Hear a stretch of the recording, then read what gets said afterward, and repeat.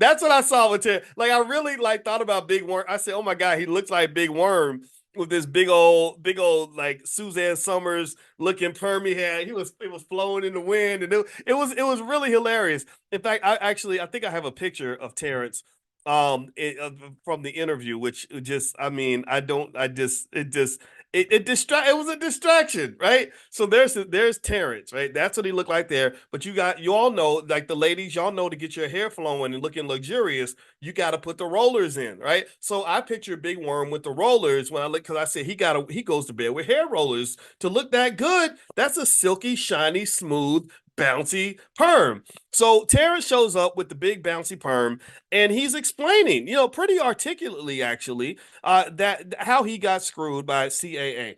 And I'm gonna tell you exactly how Terrence Howard got screwed. And again, I like Terrence Howard. I want to be 100% clear. One of my favorite movies was Hustle and Flow. I didn't watch Empire.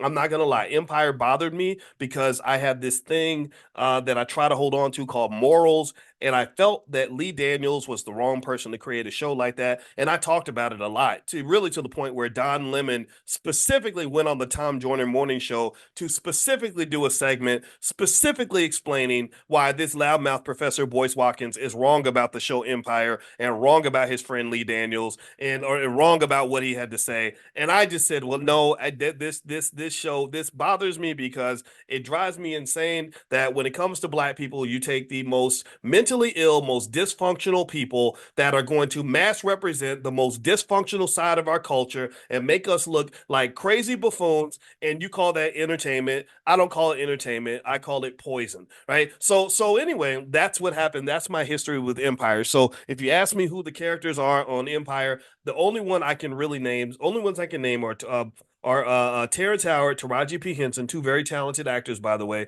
and then Jussie Smollett because he came to Chicago and then lied and said that he went to go get a Subway sandwich at 2 o'clock in the morning on the coldest day that we'd had in Chicago in 100 years. Everybody in Chicago, by the way, when Jussie went out and made that story up, every single person I know in Chicago instantly knew he was lying.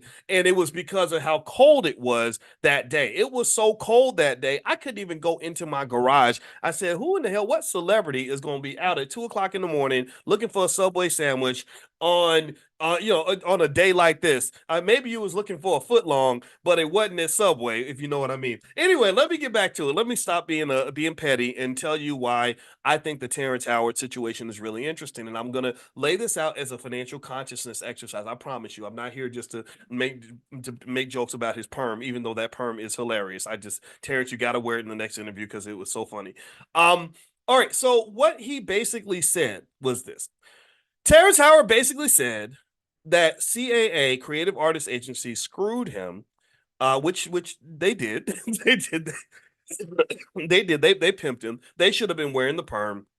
They should have they should have had the pimp suit with the perm and all that because that's what they do. They're very good at making sure that their economic interests are represented. Their economic consciousness level is incredibly high. You guys know in the Black Business School, we have all the students read a special book that I love called An Empire of Their Own: How the Jews Invented Hollywood. And once we get done with all the Dr. Claude Anderson's books, we're going to read that book in Powernomics training, which we do every Wednesday night at 8:30. I'll give you guys the link in a minute if you want to join us. I want us to read the book not so we can sit back and be mad about the economic success of the Jewish community. I don't believe in just sitting around being a hater on successful people. I don't do that player haterology. That my PhD's in finance, not player haterology.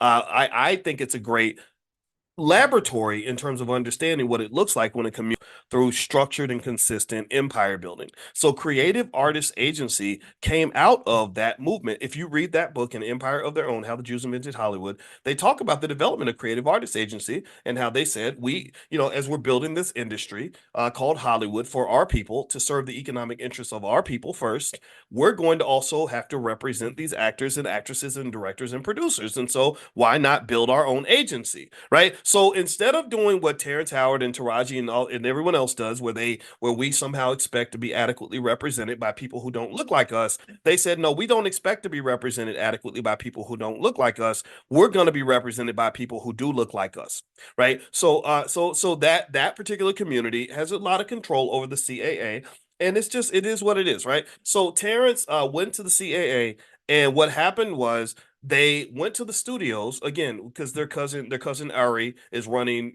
Paramount Pictures or something, right? And what they do is they form these things called, I think they call them package deals or syndicates or something, where basically what they do is the agents are trying to get the studios to raise, $100 million to invest in their project. Right. So what somebody probably did with CAA was they said, we've got these really interesting black people. One of them has a fabulous perm. The other one, is Lee Daniels, who's a good director. He's a little weird, but he's a good director. And Taraji, super talented actress. She's going to be very upset though because she also feels that she wasn't adequately paid. But it's okay. These people don't have any power anyway. So we're going to package them all together and we're going to make a show for black people.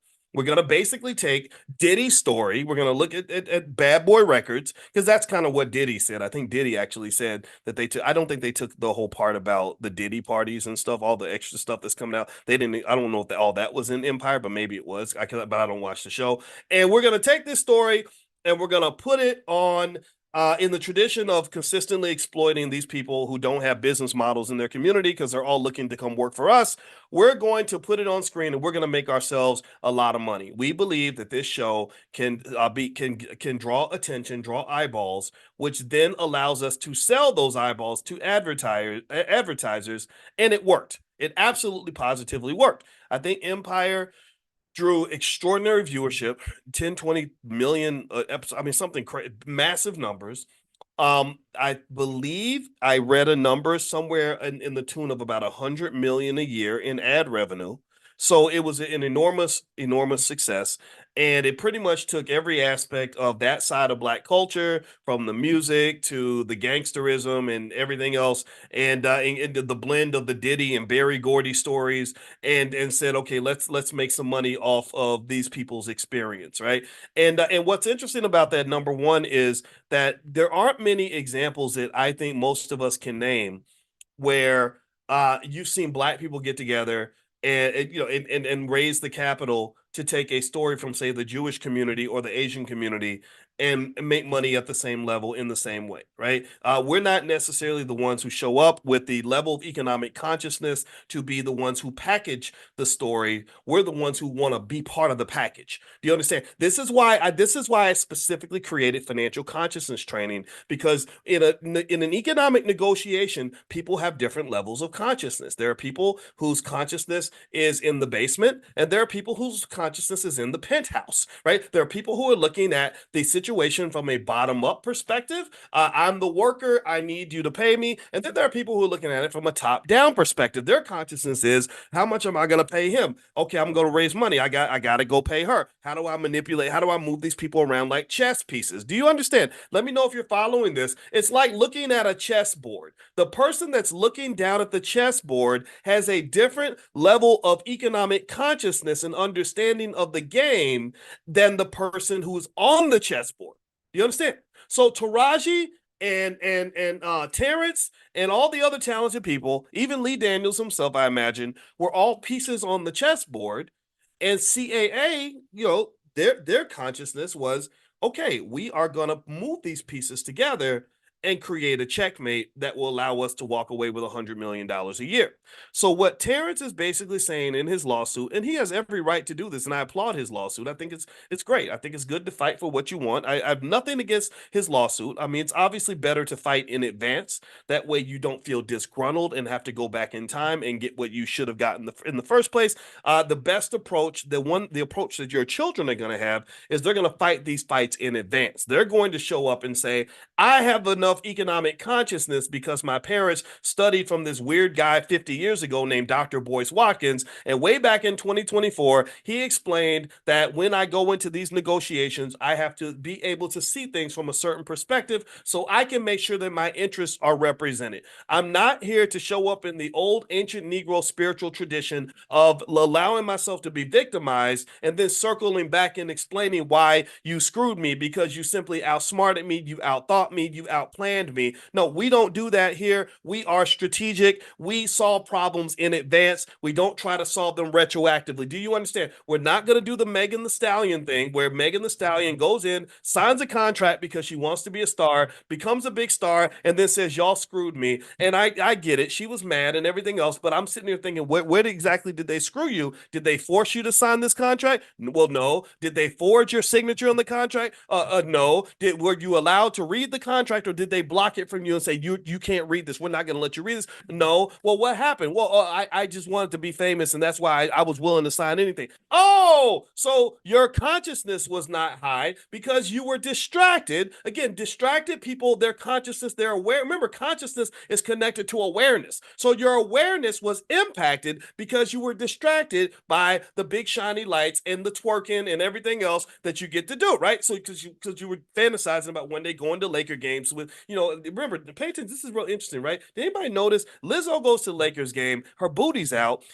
Megan goes to the Lakers game and her titties are out. Why do the women? I just this is my little pet peeve. Sorry if I sound like an old man shaking his fist in the air. Why is it the black women that got to show up with booties and titties out? I've never seen Gwyneth Paltrow showing up with her booty out. She ain't got no booty. I mean, but still though, really like so I just don't get it. It doesn't make sense to me. But anyway, circling back. So here's the deal. So effectively, Terrence and Taraji, did they get screwed? I absolutely 100% fundamentally agree that they did. Are they fighting back? I mean, and should they be fighting back? Yeah, absolutely. I support their lawsuits 100%. I don't have any interest in seeing the people at CAA continuously exploiting anybody. I think that they need to be challenged in their behavior. What do I see in this situation? I basically see a scenario where they said, okay, we've got these artists. Um, Power is in our favor. We have leverage. Why? Well, because we're the big kahunas. We got the connections. We run the agency. We're thinking about the industry. Our consciousness is different from theirs. They're just trying to get famous. They're trying to scrap for their next opportunity. Well, we've got all these talented people that we've collected together, and we get to move them around like chess pieces to create whatever we want to create, to manifest. We have positioned ourselves as economic gods. Remember, God consciousness is the highest level of consciousness you can have. If you want to know specifically where God consciousness lives, it lives in the sixth dimension. One day, if you're bored and you want to have a long conversation, I'll explain to you why God consciousness, in my view, lies in the sixth dimension. So you live in the third dimension. The fourth dimension goes up to time. Fifth dimension goes up to understanding the possibilities and all the alternate realities. The sixth dimension is the God dimension. So they live in the God dimension. They can literally manifest it like a God whatever they want to see. They can say, if we take that Negro and this Negro and pull them together, we can create another show of black people. We can make Good Times Part 2, and we can go sell that to the studio. And then that becomes a thing. That becomes black culture. Black people start to love it, and we start to make all this money because we just put this thing together that literally it didn't exist until it existed in our minds. So that's how they set things up. So then what happens is they go to Terrence and they say, hey buddy, hey bro, they talk to, they like to be down with us and everything. So say, hey bro, how you doing, man? Love the perm.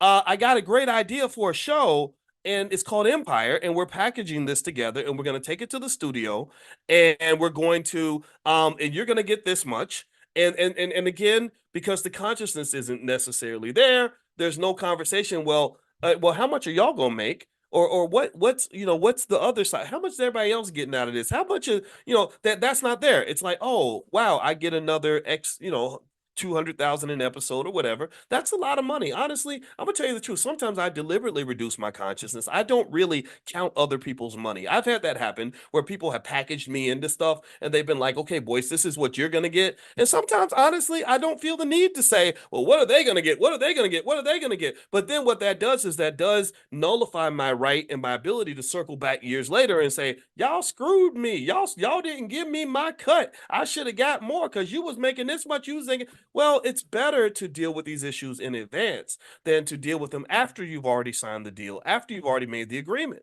because you had every opportunity that you wanted to ask those questions. Now, those are tough questions, though, not just because they require a level of understanding of the process and a level of discipline that sometimes actors and actresses and whatever may not necessarily have, but it also is a confrontation with power.